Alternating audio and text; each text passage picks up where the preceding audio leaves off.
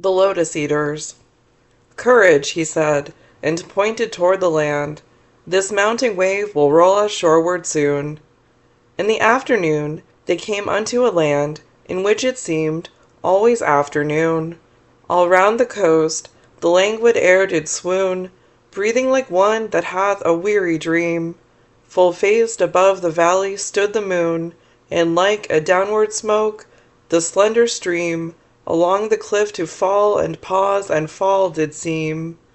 A land of streams, some like a downward smoke, slow dropping veils of thinnest lawn did go, and some through wavering lights and shadows broke, rolling a slumber sheet of foam below. They saw the gleaming river seaward flow from the inner land. Far off, 3 mountain tops, 3 silent pinnacles of aged snow, stood sunset flushed, and dewed with showery drops. Upclomb the shadowy pine above the woven copse. The charmed sunset lingered low adown in the red west. Through mountain clefts the dale was seen far inland, and the yellow down, bordered with palm, and many a winding vale and meadow set with slender nightingale, a land where all things always seemed the same. And round about the keel with faces pale, dark faces pale against that rosy flame, the mild-eyed melancholy lotus-eaters came. Branches they bore of that enchanted stem, laden with flower and fruit, whereof they gave to each, but whoso did receive of them and taste, to him the gushing of the wave, far, far away, did seem to mourn and rave on alien shores. And if his fellow spake, his voice was thin, as voices from the grave, and deep asleep he seemed, yet all awake, and music in his ears his beating heart did make. They sat them down upon the yellow sand, between the sun and moon upon the shore, and sweet it was to dream of fatherland, of child and wife and slave, but evermore most weary seemed the sea, weary the oar, weary the wandering fields of barren foam. Then someone said, "We will return no more," and all at once they sang, "Our island home is far beyond the wave, we will no longer roam." Choric Song. There is sweet music here that softer falls than petals from blown roses on the grass, of night dews on still waters between walls of shadowy granite in a gleaming pass, music that gentlier on the spirit lies than tired eyelids upon tired eyes, music that brings sweet sleep down from the blissful skies. Here are cool mosses deep, and through the moss the ivies creep, and in the stream the long-leaved flowers weep, and from the craggy ledge the poppy hangs in sleep. Why are we weighed upon with heaviness, and utterly consumed with sharp distress, while all things else have rest from weariness? All things have rest. Why should we toil alone? We only toil, who are the first of things, and make perpetual moan, still from one sorrow to another thrown, nor ever fold our wings, and cease our wanderings, nor steep our brows in slumber's holy balm, nor hearken what the inner spirit sings, there is no joy but calm. Why should we only toil, the roof and crown of things? Lo, in the middle of the wood, the folded leaf is wooed from out the bud, with winds upon the branch, and there grows green and broad, and takes no care, sun steeped at noon, and in the moon, nightly dew-fed, and turning yellow, falls, and floats adown the air. Lo, sweetened with summer light, the full-juiced apple, waxing over-mellow, drops in a silent autumn night. All its allotted length of days, the flower ripens in its place, ripens and fades and falls, and hath no toil, fast rooted in the fruitful soil. Hateful is the dark blue sky, vaulted o'er the dark blue sea. Death is the end of life. Ah, why should life all labor be? Let us alone. Time driveth onward fast, and in a little while our lips are dumb.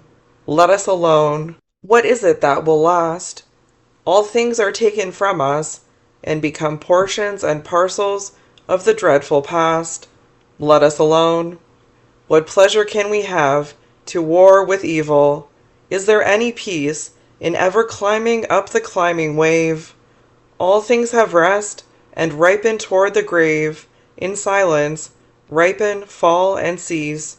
Give us long rest or death, dark death, or dreamful ease.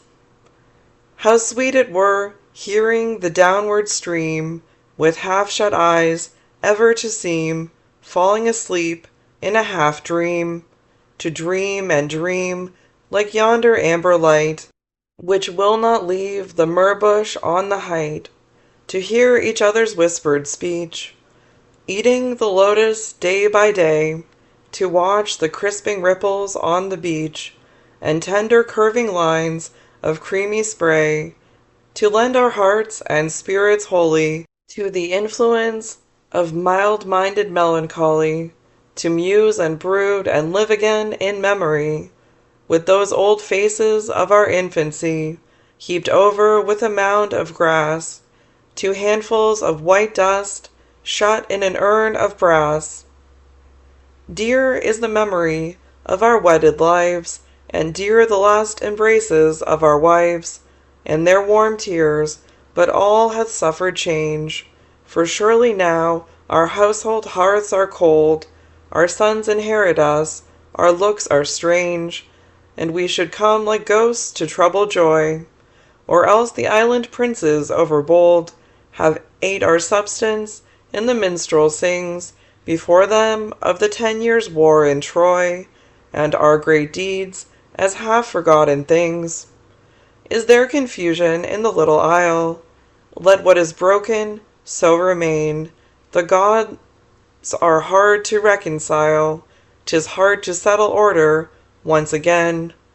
There is confusion worse than death, trouble on trouble, pain on pain, long labor unto aged breath, sore tasks to hearts worn out by many wars, and eyes grown dim with gazing on the pilot stars. But propped on beds of amaranth and moly, how sweet, while warm airs lull us, blowing lowly, with half-dropped eyelids still, beneath a heaven dark and holy, to watch the long bright river drawing slowly his waters from the purple hill, to hear the dewy echoes calling from cave to cave through the thick twined vine, to watch the emerald's colored water falling through many a woven acanthus wreath divine, only to hear and see the far-off sparkling brine, only to hear were sweet, stretched out beneath the pine, the lotus blooms below the barren peak, the lotus blows by every winding creek, all day the wind breathes low with mellower tone, through every hollow cave and alley lone, round and round